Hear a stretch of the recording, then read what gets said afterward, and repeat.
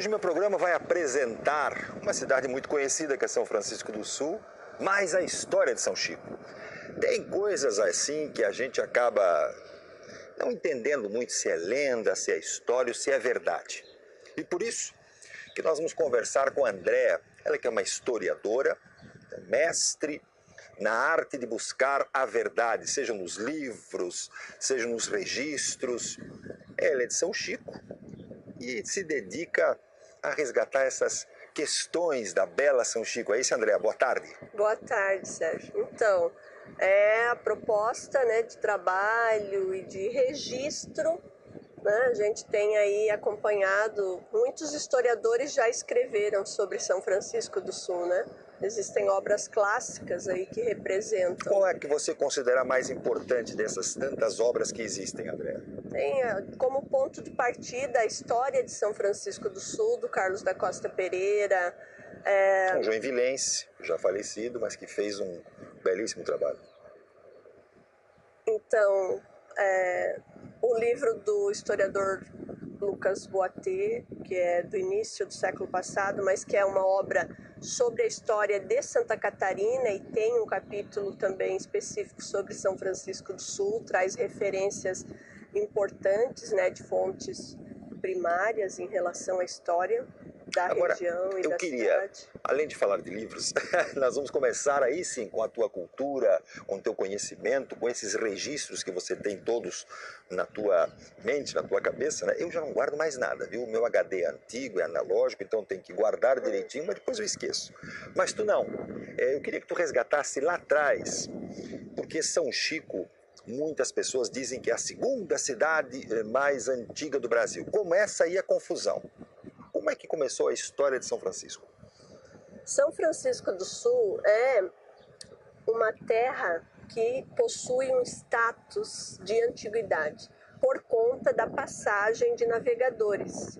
Lá ainda no século XVI, né? A gente está falando ali 1504, primeiramente a passagem do navegador normando francês, o Binot Pommer de Gonneville, que sai de Honfleur e chega da França, não propositalmente para chegar em São Francisco do Sul, mas por acaso, né?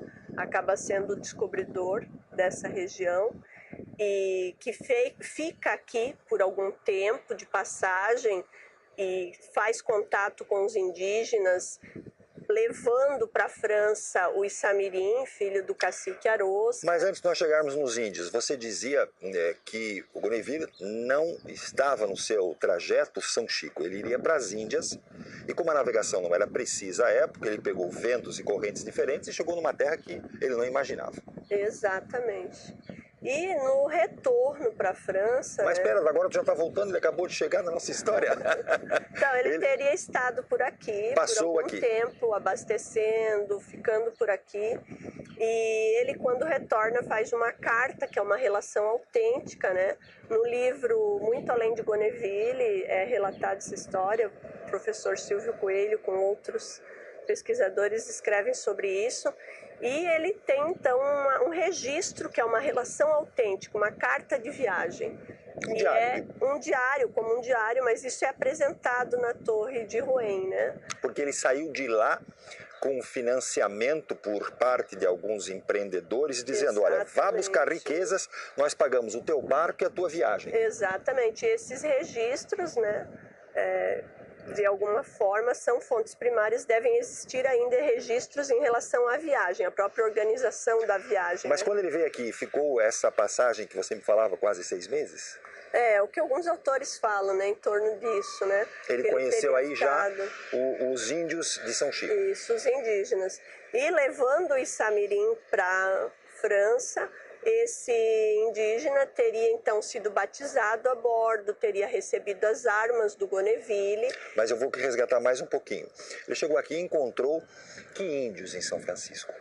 Nós sabemos que é da grande nação Tupi-Guarani. Tupi-Guarani. Né? Tupi-Guarani, os chamados, o que foi chamado depois de Carijós, né? Se tinha uma ideia ou há registro de se isso era uma quantidade grande, como é que ele se comunicou, afinal? Não existe nada que indique de fato como foi esse contato, ou como eram, não existe uma descrição. Imagina, ele fala o francês e os indígenas um idioma completamente diferente, né? Então a comunicação deve ter sido como lá atrás, já era com espelhinho, etc. Presente. Sim, algumas trocas, possivelmente, né? Algumas coisas desse gênero, né? Muito bem, daí ele conheceu estes indígenas, dos quais ele entendeu que havia um especial, que é o Isamirim. Bom, se nós pensarmos que o Isamirim não foi provavelmente o único indígena saindo da América para a Europa, né, levado por algum navegador. Era como uma questão de hábito, talvez, digamos, levar para mostrar, para provar que estava levando um espécime, estava levando alguém que era de uma terra distante, de terras austrais, diferentes, né? Que era um original, digamos assim, né? De uma outra espécie, de algum sentido assim.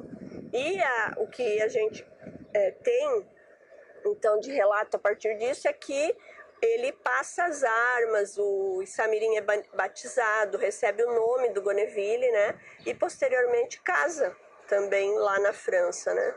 E essa história toda, ela ainda é meio nebulosa, sabe, Sérgio, assim, porque alguns pesquisadores já tentaram de alguma forma, mas houve também toda uma questão política para essa construção desse status de terceira cidade. Então a gente pode falar em território mais antigo, visitado por europeus. E nunca mais retornam para cá. Não, nem e a promessa era que Gonneville traria o Isamirim de volta em 20 luas. Isso não se... então existe essa suposição também, que por conta de não tê-lo trazido como uma compensação, ele teria o integrado à família e teria passado as armas, né? Também é uma suposição. O que é passar as armas? Seria como ganhar o título, ganhar o sobrenome, ser integrado de uma forma... Não tem nada a ver com a questão bélica. Legal. Não tem nada a ver com a questão bélica, de arma mesmo, espada. É a questão dos símbolos da família, né? E do poder aquisitivo também, né? Das propriedades, nesse sentido. Daqui a pouco, André, a gente vai controlar essa história, porque daí eu vou querer saber daquilo que você começou a falar a respeito de São Francisco. É ou não é essa cidade? E qual é a diferença entre um território, uma descoberta da área aqui no Brasil, para o que muitas pessoas se confundem? E também tem uma outra história fantástica. Os espanhóis chegaram aqui. E, além disso, pessoal muito bacana, né? Uma história muito bonita, é que vieram para cá fundar uma sociedade alternativa. Não eram hippies, era uma sociedade que pregava que ninguém tinha que obedecer a nada, lei nenhuma, não tinha nenhuma confusão, mas ao mesmo tempo eles conseguiam estar organizados em sociedade. Será que isso aconteceu desta maneira? André daqui a pouquinho responde. Antes, eu vou para um breve intervalo comercial. Lembrando que nós estamos aqui no oferecimento também da Full Port, aqui de São Chico. Está lá, ó, Full Port operando nessa beleza desse porte. O trem está chegando, eu vou tomar um café e você aguarda enquanto o trem passa. É um instante.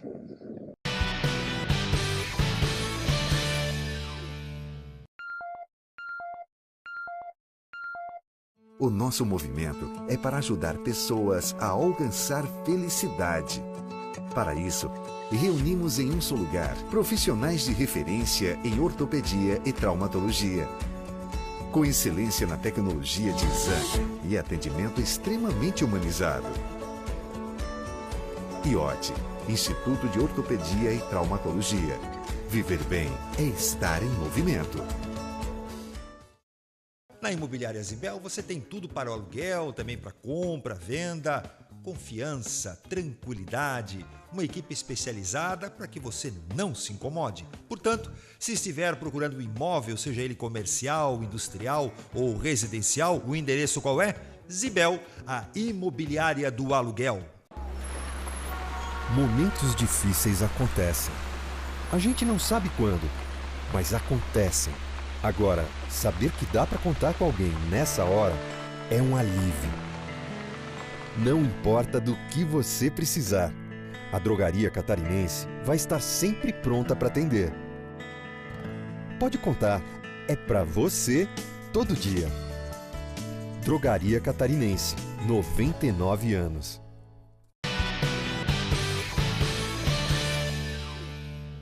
Depois que o trem passou, nós vamos continuar com o nosso programa conversando com a Andréa, historiadora, um vento agradável. Daqui a pouquinho tem um ruído no microfone, né? É assim. Não é que seja assim. Se eu estou na Globo, não tem barulho nenhum. Mas eu estou no Canal 11, que, aliás, estará aí em HD, digital, que beleza, modernidade, tudo de bom. Andréa, nós paramos a entrevista no bloco anterior, quando eu falava e te perguntava sobre a chegada aqui, muito mais importante talvez do que os franceses, dos espanhóis. Por quê? Então, vamos compreender assim, esse período... Tu está falando de que data? Estou falando aqui de 1500? Início de 1500, tá? 1500 A gente está falando de 1504 a 1560, 1553, precisamente. Logo depois da chegada de Cabral. Mas o que acontece nesse intervalo? A gente tem aí a passagem dos franceses, que foi um acaso. Depois, posteriormente, a gente tem toda a questão das investidas também espanholas, né? Os navegadores, eles, com a descoberta da América, eles estavam aí à procura também, né, de minas de ouro e de prata. E em 1515, por aí, passa por aqui o Juan Dias de Solis, que era português a serviço da coroa espanhola. E posterior a ele, a gente vai ter 1553, por aí, a gente tem a passagem da expedição dos Sanabria. E o que significa isso? O rei Carlos V da Espanha manda fundar um povoado nessa região. E esse povoado vem fundar-se em São Francisco do Sul, onde vem então a expedição do Sanabria, né? Essa expedição trazia mulheres também, porque era todo um propósito de realmente uma formação com famílias, constituir, né? Mas... Uma vila, se eu posso fazer um mal comparativo, uma vila de pequeno tamanho. Isso. Só que acontece o quê? As adversidades para esses europeus permanecerem aqui foram grandes. A gente tem que imaginar que um europeu saindo, né, de um outro clima, aqui animais, insetos, animais peçonhentos, toda a questão, os próprios indígenas, então, que habitavam aqui, houve uma certa, né, um certo conflito. E o que a gente sabe é que eles teriam ficado por aqui por algum tempo e depois o grupo haveria se separado. Inclusive, com essa expedição, teria saído de São Francisco do Sul com mulheres, essa expedição, e obviamente homens também, mas havia um grupo de mulheres, teria nascido em São Francisco do Sul Dom Fernando de Trejo e Sanabria, que nesse momento nasce em São Francisco.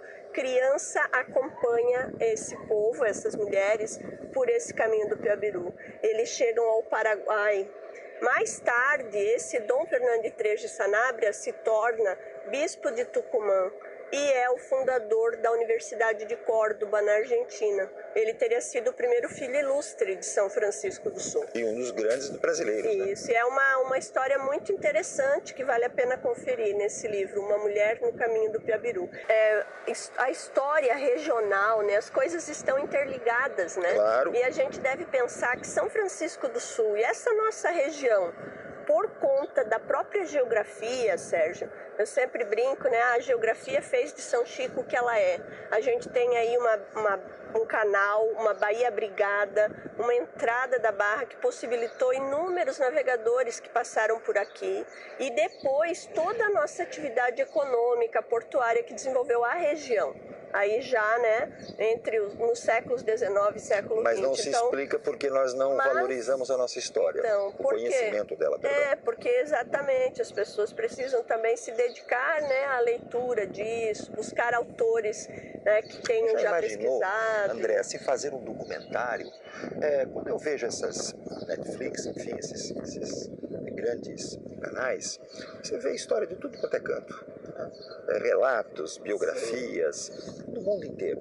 Você vê da China, da Espanha, de Portugal, dos Estados Unidos, então nem se fala.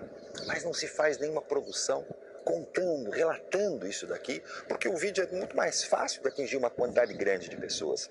Nunca ninguém pensou nisso. Sabe que parece que vinculado à TV espanhola, eles fizeram um documentário sobre essa história do Sanabria na nossa região, Esse do documentário caminho do Piabiru, inclusive com as referências desses navegadores, né? Porque o Cabeça de Vaca, vários navegadores importantes passaram nessa região. Então a nossa região, como uma região de passagem também, que dava acesso para o sul, né, da América, para a região da Cisplatina, para essa questão da busca pelo caminho, né, do Piabiru e dos Andes e descoberta dessas minas, era uma disputa grande desse território.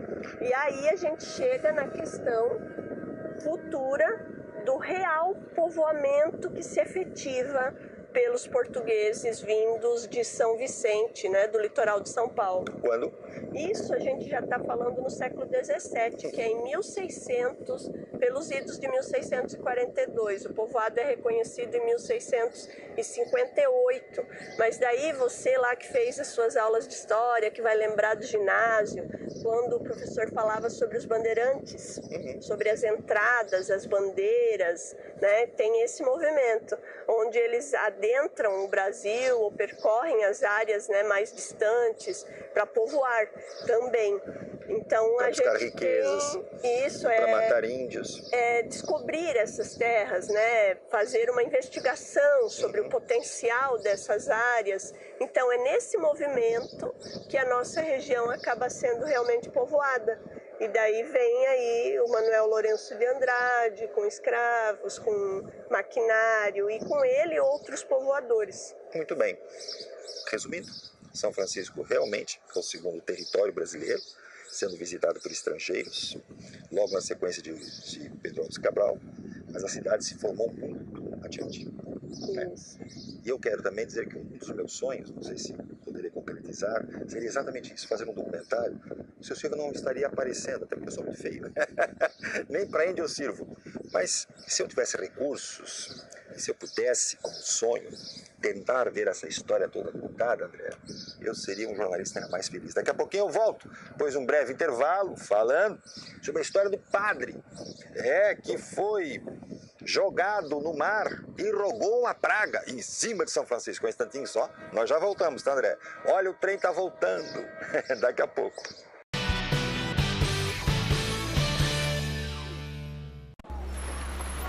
Momentos difíceis acontecem. A gente não sabe quando, mas acontecem. Agora, saber que dá para contar com alguém nessa hora é um alívio.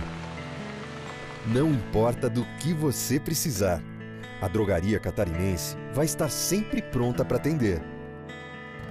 Pode contar, é para você todo dia. Drogaria Catarinense, 99 anos.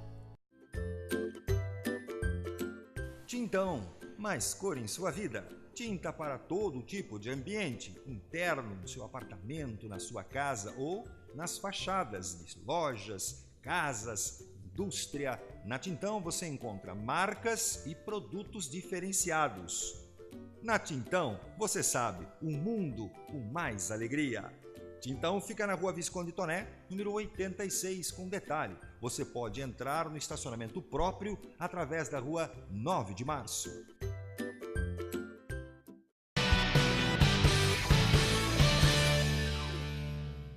Hoje estou apresentando um pouco da história de São Francisco do Sul, que me encanta.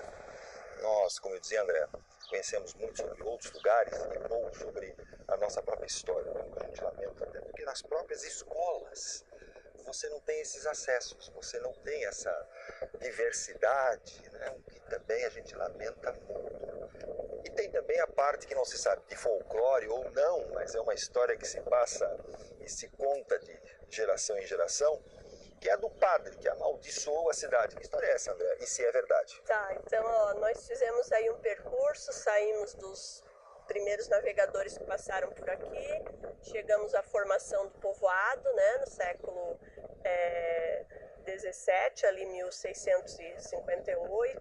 Então esse povoado ele vai evoluindo, é elevado à categoria de vila, de paróquia, né? E ele vai se desenvolvendo. Daí já no século XVIII, por volta ali de 1715, 1720... Deixa eu fazer uma outra pergunta. Mas era então só São Francisco e os limites do nosso... Eram grandes. Exatamente. Os limites de São Francisco do Sul atingiam até o território de Lages. Né? A gente tinha toda essa região de Itapucu, né? A Terra Firme, que era Joinville. A gente tinha uma extensão grande, né? Então São Francisco, na prática, era quase um estado. Era um território grande, digamos assim, né? E nesse contexto, São Francisco do Sul tinha uma produção aí de farinha, a gente tinha muitos engenhos de farinha, de pilar arroz, de cachaça, né? E existia, então, na administração da vila, uma figura emblemática que era o Capitão Mor.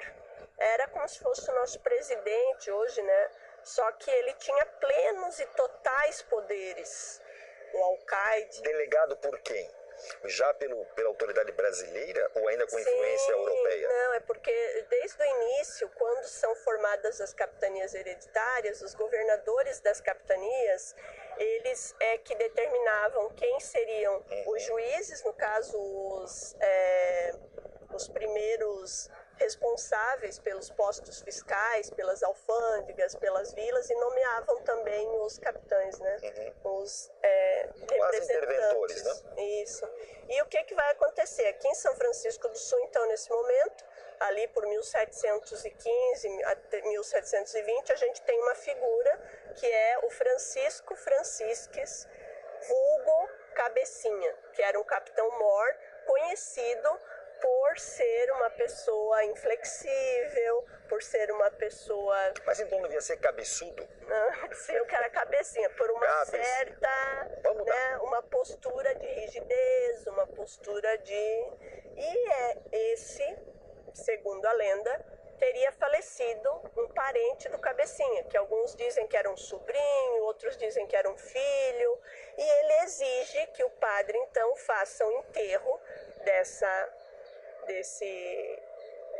criança, desse parente, dentro da igreja, do arco da igreja para frente. E o padre se nega. Isso era uma prática comum, né? A gente teve em vários pontos do Brasil, se enterravam as pessoas dentro da igreja. Sim. Aí, obviamente, por uma questão de higiene, de questões sanitárias, enfim, posteriormente são criados... Ainda se faz isso, só que são os bispos e autoridades eclesiásticas que têm capelas, não são capelas mortuárias, são... específicos, né? Locais dedicados. Joinville, né? por exemplo, na Catedral do Bispado, ali você tem uma galeria onde você tem enterrados ali os bispos eméritos, enfim. Então, e geralmente era quem tinha poder aquisitivo, né, que era enterrado, e o padre então se nega a fazer esse sepultamento dentro da igreja. O Cabecinha, furioso, coloca o padre numa canoa e lança o padre à deriva, à própria sorte, com um punhado de farinha e de peixe seco. E o padre então... E sem remo, certo? Alguns mencionam... Que humor negro, não, seu Silva? E que o padre teria o nome de Fernando Godoy. Mas o padre, então, roga a praga. Um era Fernando... Godoy era o padre. Isso, e o outro também era Fernando. O outro era Francisco. Hugo Cabecinha. Domingos Francisco. E o padre, então, roga a praga de que São Francisco do Sul só iria se desenvolver depois de que a última geração do Cabecinha, né, não existisse mais herdeiros do Cabecinha. Essa praga, essa lenda, né, é uma coisa que está no imaginário social também de São Francisco do Sul, né? São Francisco do Sul teve toda a sua atividade pautada nos últimos séculos na questão portuária, que é uma questão que desenvolveu toda a região.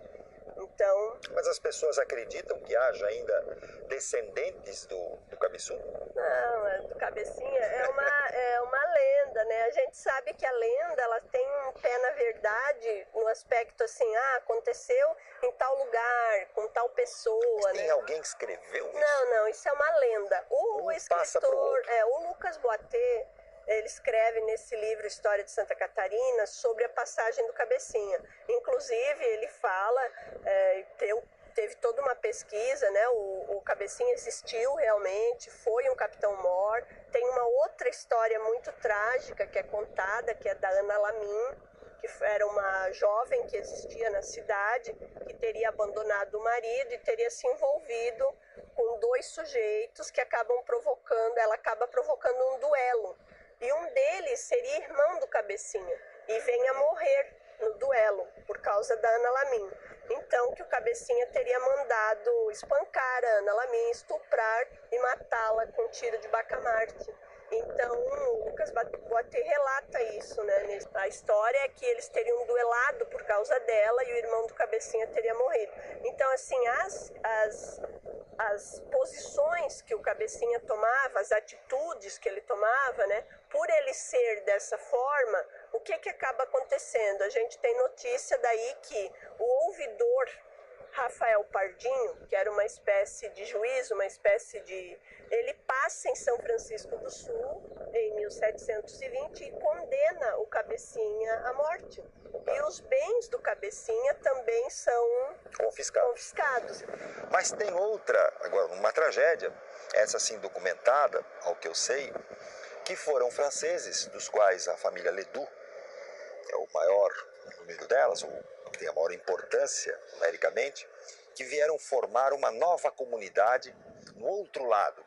Conta um pouco essa história. Então, por volta ali de 1842, chegam os primeiros franceses vindos para formar o falanstério do Saí, com autorização de Dom Pedro II, né? Recebem essa área no Saí, e a ideia da comunidade alternativa era de uma sociedade que se autogovernasse sem os representantes específicos de autoridade, né? Mas com uma escola própria, um sistema bancário, com uma indústria de barcos, tem toda uma situação aí. E eles chegaram aqui e não encontraram o que lhes haviam prometido, né? Que eram as formas de subsistência para que eles estavam preparados. A ideia, a sociedade já existia nesse formato na França. Eles quiseram implantar aqui em São Chico. Exatamente, guiados pelo Benoît Mir, que era, né, um dos agenciadores, digamos assim, a pessoa que formou o grupo, que trouxe o grupo. O que a gente sabe também é que esse grupo se desentendeu e tornaram 2 lideranças, né, o Benoît Mir e uma outra pessoa que leva parte do grupo para a área ali do Palmital, que hoje é Garuva. Certo. Né? Tem um livro bem interessante da professora Raquel Santiago, onde ela relata bem essa história. A Raquel é maravilhosa. A Raquel, ela é sensacional. Eu tenho por ela um carinho. Eu também. Beijo. Professora. E fala disso, né, com bastante propriedade, então. E teria, então, saído daqui também a questão da homeopatia, por conta do Benoît Mir.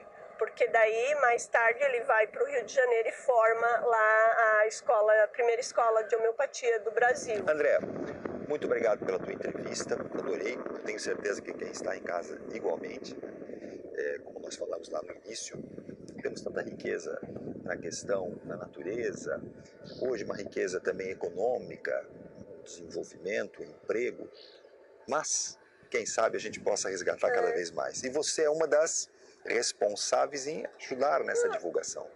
Até assim, acho que a região, né, com o curso de História também na Univille, a gente tem tido aí uma grande formação, tem muitas pessoas que pesquisam sobre São Francisco do Sul e sobre a região de forma geral, né, e trazem referenciais, trazem informações importantes também, né, que não haviam sido discutidas antes. Então, outras pessoas fazem a história hoje. Né?